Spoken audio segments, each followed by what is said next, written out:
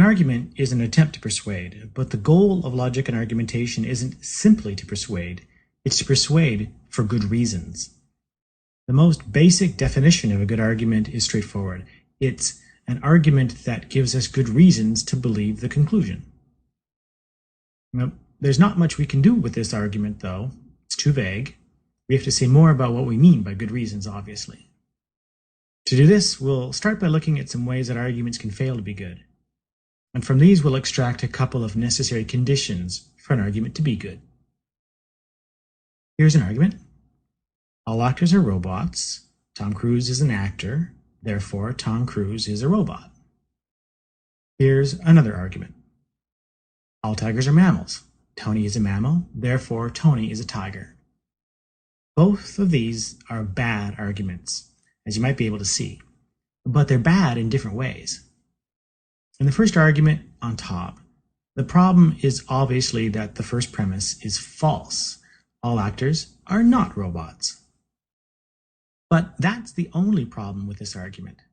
In particular, the logic of the argument is perfectly good. And when I say that the logic is good, what I mean is that the premises logically support or imply the conclusion, or that the conclusion follows from the premises. But in this case, it's clear that if the premises of this argument were all true, then the conclusion would have to be true, right? If all actors were robots, and if Tom Cruise is an actor, then it would follow that Tom Cruise would have to be a robot. The conclusion does follow from these premises. Now, let's look at the other argument. All tigers are mammals. Tony is a mammal. Therefore, Tony is a tiger. First question. Are all the premises true? Are all tigers mammals? Yes, they are. Is Tony a mammal? Well, in this case, we have no reason to question the premise, so we can stipulate that it's true. So in this argument, all the premises are true.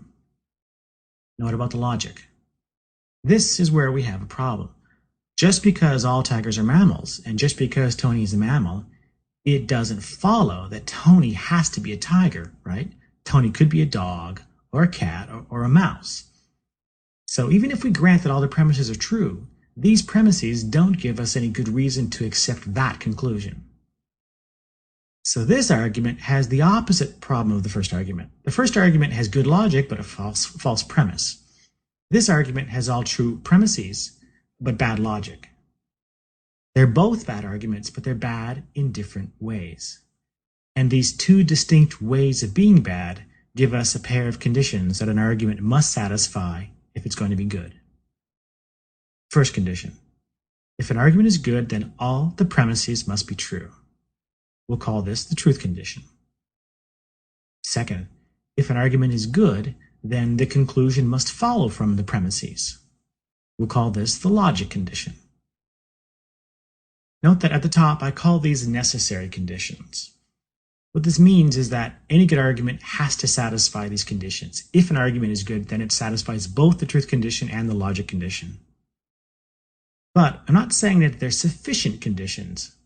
And by that, I mean that they don't by themselves guarantee that an argument is going to be good.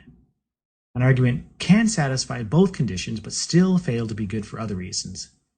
Still, these are the two most important conditions to be thinking about when you're doing argument analysis. In later tutorials, we'll look more closely at both the truth condition and the logic condition, and we'll also look at ways in which an argument can satisfy both conditions and still fail to be good.